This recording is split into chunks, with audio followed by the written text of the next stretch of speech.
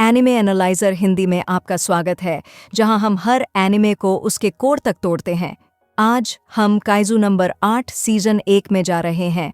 2024 में ब्रॉडकास्ट होने वाले काइजू कॉस के 12 एपिसोड क्लीनअप क्रू से काइजू हीरो तक काफ्का हिबिनो का सफर एनिमे की दुनिया में तूफान लेकर आया, लेकिन क्या यह हाइप के मुताबिक है? हम story, characters, animation, music, themes और बहुत कुछ एनालाइज करेंगे। पूरे फैसले के लिए बने रहें। काइजू नंबर 8 हमें विशालकाय मॉन्स्टर्स काइजू से भरे जापान में ले जाता है। डिफेंस फोर्स उनसे लड़ती है, जबकि स्वीपर्स गंदगी साफ करते हैं। काफ्का हिबिनो, एक 33 साल का स्वीपर जिसने अपने बचपन की दोस्त मीना आशिरो, जो अब कैप्टन है, के साथ डिफेंस फोर्स में शामिल होने का सपना देखा था। काफ्का की जिंदगी तब बदल जाती है जब एक छोटा काइजू पैरासाइट उसे एक ह्यूमनॉइड काइजू बना देता है। काइजू नंबर 8 सीजन में काफ्का अपनी काइजू पावर्स को अपने सपने के साथ बैलेंस करता है। काइजू नंबर 9 जैसे मॉन्स्टर्स का सामना करता है और अपनी ह्यूमैनिटी साबित करता है, जिसका समापन जनरल इसाओ शिनोमिया के खिलाफ एक बड़ी लड़ाई में होता है। ये रेवोल्यूशनरी नहीं है। फैंस इसे अटैक ऑन टाइटन के मिलिट्री स्टेक्स और माई हीरो एकेडेमिया की हीरो जर्नी का मिक्स कहते हैं, लेकिन एक पुराने प्रोटैगनिस्ट और काइजू क्लीनअप एंगल पर इसका ध्यान फ्रेश लगता है। काफ्का हिबिनो काइजू नंबर 8 का दिल है। 32 साल की उम्र में वह आपका टिपिकल शोनेन लीड नहीं है। वह सीधा, सेल्फ डाउटिंग लेकिन डिटर्मिन्ड है। अपनी काइजू साइड को छिपाते हुए अपनी मानवता साबित करने का उसका स्ट्रगल विशेष रूप से बड़े व्यूअर्स के लिए भरोसेमंद है। काफ्का की बचपन की दोस्त मीना आशिरो एक जायंट कैनन और एक टाइगर के साथ एक बैडास कैप्टन है। Peak shonen energy. उसका कोल्ड नेचर काफ्का के लिए उसकी परवाह को छुपाता है, लेकिन हम उसके पास्ट को पूरी तरह से जोड़ने के लिए पर्याप्त नहीं देखते हैं। काफ्का का ऑप्टिमिस्टिक जूनियर रेनो इचिकावा उसे आगे बढ़ाता है। जब वह काफ्का को बचाने के लिए सब कुछ जोखिम में डालता है तो उसकी वफादारी चमकती है। किकोरू शिनोमिया, डैडी इश्यूज वाली प्रतिभाशाली लड़की, एक सुंडेरे के रूप में शुरू होती है, लेकिन एक सच्ची दोस्त बन जाती है। सोशिरो होशिना, डुअल ब्लेड वाला वाइस कैप्टन, अपने नेचर और स्किल से सीन्स को चुरा लेता है, लेकिन इहारू जैसे सेकेंडरी कैरेक्टर्स में डेप्थ की कमी है। और मेन विलन काइजू नंबर 9 अपने खौफनाक ह्यूमनॉइड डिज़ाइन के बावजूद अंडर डेवलप्ड लगता है। प्रोडक्शन आईजी और स्टूडियो खारा एक शानदार विजुअल दिखाते हैं। एनिमेशन एक स्टैंड आउट है, फ्लूइड, डायनामिक और इंटेंस। काइजू की लड़ाई, जैसे काफ्का बनाम काइजू नंबर 10, एक तमाशा है। विशाल कुल्हाड़ियाँ, रेलगन्स और सिनेमैटिक कैमरा एंगल्स से मॉन्स्टर्स को चीरते हुए डुअल ब्लेड्स। स्टूडियो खारा के काइजू डिज़ाइंस यूनिक और क्रिएटिव हैं, नंबर 9 के ह्यूमनॉइड से लेकर नंबर 10 के विशाल आकार तक।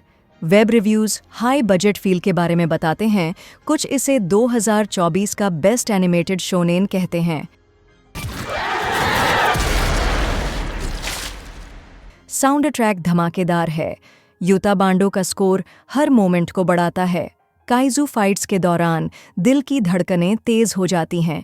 फिनाले में काफ्का के टूटने जैसी इमोशनल बीट्स के लिए सॉफ्ट ट्रैक्स। यंग ब्लड द्वारा ओपनिंग एबिस धमाकेदार है। इलेक्ट्रिक गिटार रिफ और रॉ एनर्जी शो के वाइब से मेल खाती है। वॉइस एक्टिंग बेहतरीन है। काफ्का के रूप में मसाया फुकुनिशी ने उसके पागलपन और डेस्परेशन को पकड़ा है। फिरोज़े के किकोरू के साथ फिनाले में उनकी चीखें रॉ हैं। कुछ वेब रिव्यूज़ धीमे सीन्स में म्यूज़िक के चॉइस की आलोचना करते हैं। उन्हें लगता है कि वे हमेशा फिट नहीं होते हैं, लेकिन कुल मिलाकर ऑडियो एक्सपीरियंस को बढ़ाती है।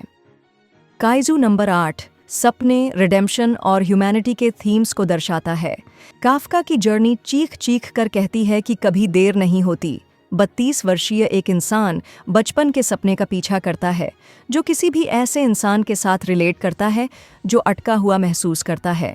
शो ह्यूमर और स्टेक्स को अच्छी तरह से बैलेंस करता है।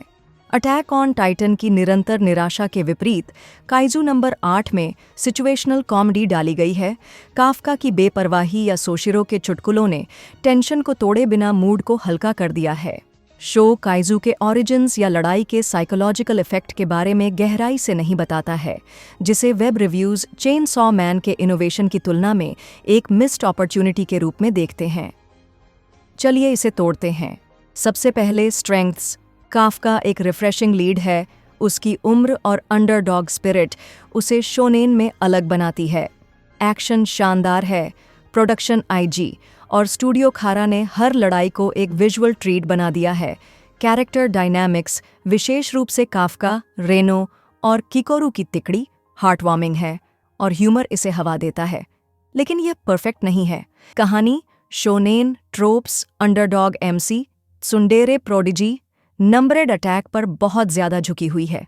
पेसिंग एक प्रॉब्लम है। फिनाले में फिलर जैसे एक्सेसिव एक्सपोजिशन मोमेंटम को धीमा कर देते हैं। काइजू की इन्फॉर्मेशन कम लगती है, वे क्यों मौजूद हैं। शो एक बड़ी स्टोरी सेट करता है लेकिन पूरे जवाब नहीं देता है। तो फैसला क्या है? काइजू नंबर 8 सीजन एक ठोस 10 में से 8 है। यह एक्शन, ह्यूमर और हार्ट का एक थ्रिलिंग मिक्स है, जिसमें एक प्यारा लीड और ज़बरदस्त एनिमेशन है। सीजन 2 जुलाई 2025 में आ रहा है और मुझे उम्मीद है कि यह काइजू के ओरिजिन्स, नंबर 9 के प्लान्स और मीना के साथ काफका के पास्ट में गहराई से उतरेगा। अगर यह सीजन 1 की फाउंडेशन पर बना है तो यह शोनेन का एक शानदार मास्टरपीस हो सकता है। तो यह था मेरा काइजू नंबर 8 का रिव्यू। क्या काफका ने आपको जीत लिया? आपका स्कोर क्या है? अपने थॉट्स नीचे लिखें, लाइक करें और भी एनिमे एनालाइजर हिंदी रिव्यूज़ के लिए सब्सक्राइब करें। मेरा डैन डे डैन का रिकैप तैयार है, इसे देखें। जुलाई 2025 में सीज़न 2 के लिए मिलते हैं।